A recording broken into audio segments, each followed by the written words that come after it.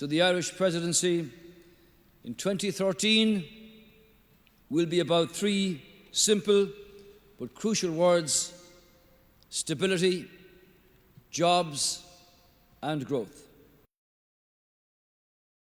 The attention must now focus on the challenge of getting the European economy back on track by improving the EU's global competitiveness, promoting economic growth and creating jobs. This will be the central theme of the Irish Presidency. As you know, Ireland takes the chair on the 1st of January, and it's our intention to hit the ground running. We intend our presidency to be about substance, as the Taoiseach has outlined, rather than being about show or pomp and ceremony. So in short, we intend it to be a kind of a no-nonsense presidency.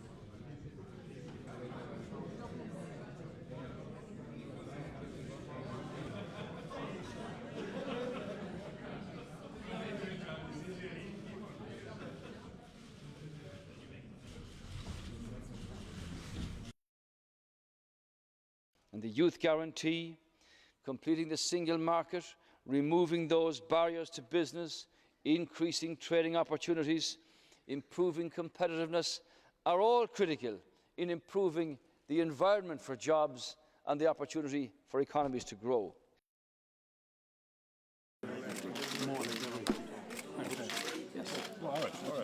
Yes, we have heavy traffic in Dublin.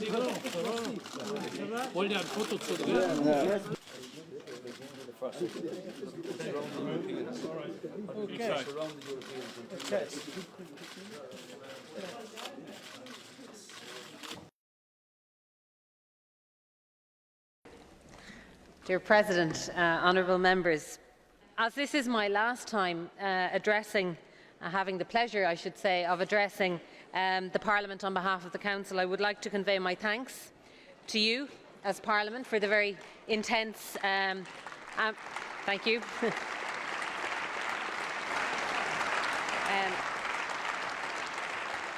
I'd like to thank you for the very intense and the hugely productive engagement that we have enjoyed over the last 6 months.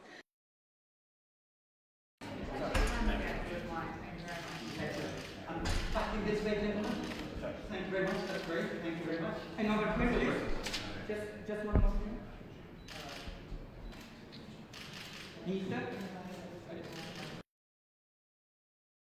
I'm delighted to announce that we have agreed a mandate to start talks with the US on a transatlantic trade and investment partnership. This is something that certainly from the Irish Presidency point of view we have sought to reach agreement. I know it is an opportunity both for the US and for the EU, and I think its time is now, and we are pleased that we've been able to achieve agreement. Under the agreement today, the guarantee, once implemented, will assure young people under the age of 25 a good quality offer of employment, continued education, an apprenticeship or a quality traineeship within 4 months of becoming unemployed. It's about supporting young people into the labour market, and I'm delighted to have reached a successful conclusion. I believe that this will make a key difference to the lives of millions of our young people across the European Union, including particularly in countries like Ireland and other countries which have severe economic difficulties.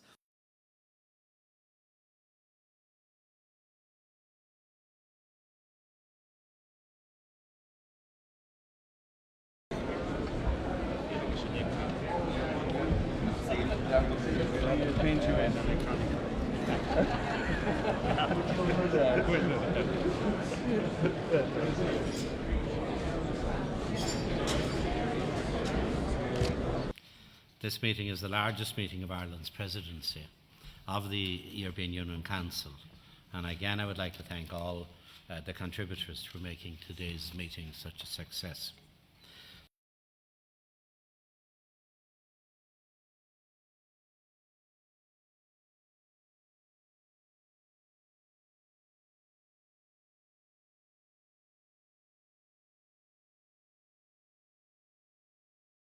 This is a first.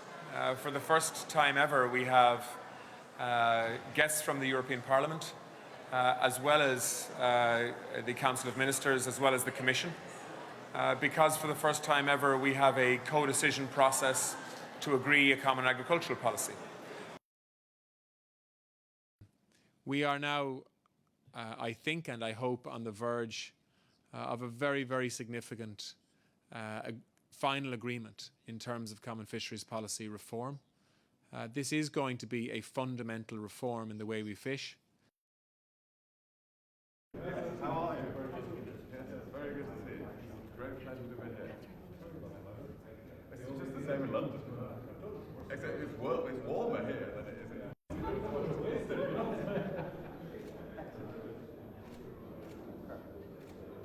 Thank you.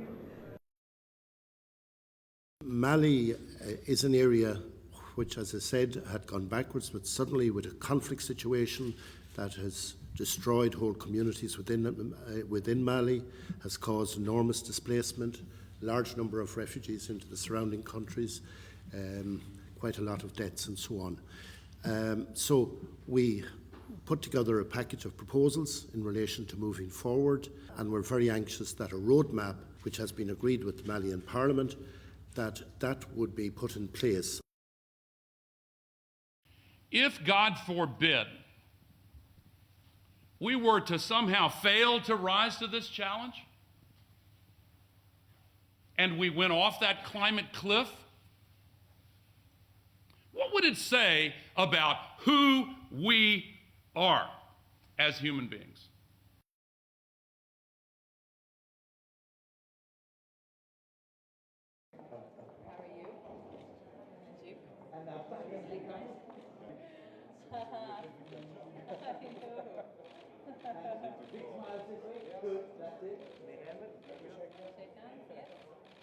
Hi again.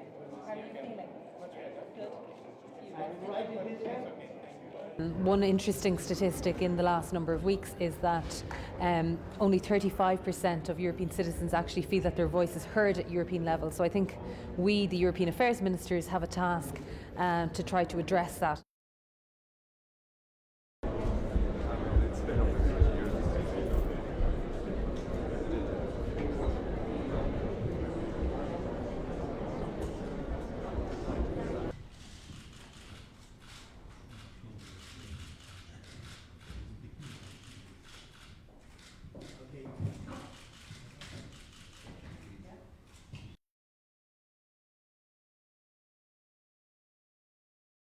I think the Irish presidency is very much focused on the idea that research and development has to be used as a tool to further jobs growth throughout the European Union.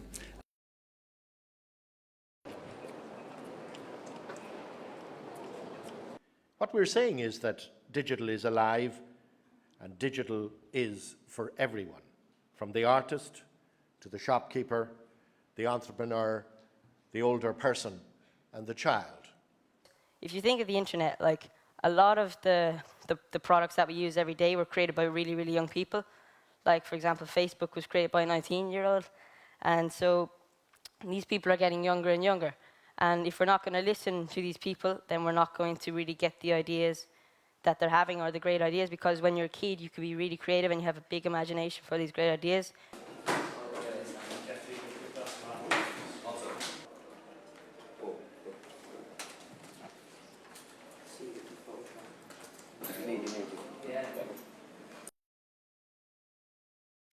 I was delighted that colleagues confirmed the agreement reached with the European Parliament last week on the mutual recognition of protection measures in civil matters.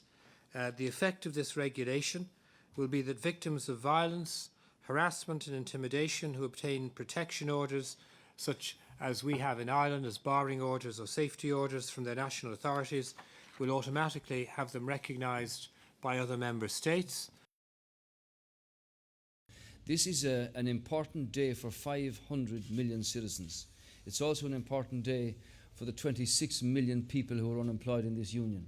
And what we now have to do in ratifying this political agreement by the institutions is to see that these monies are channelled into effective programmes so that people all over this union have the opportunity to have jobs and careers as a consequence.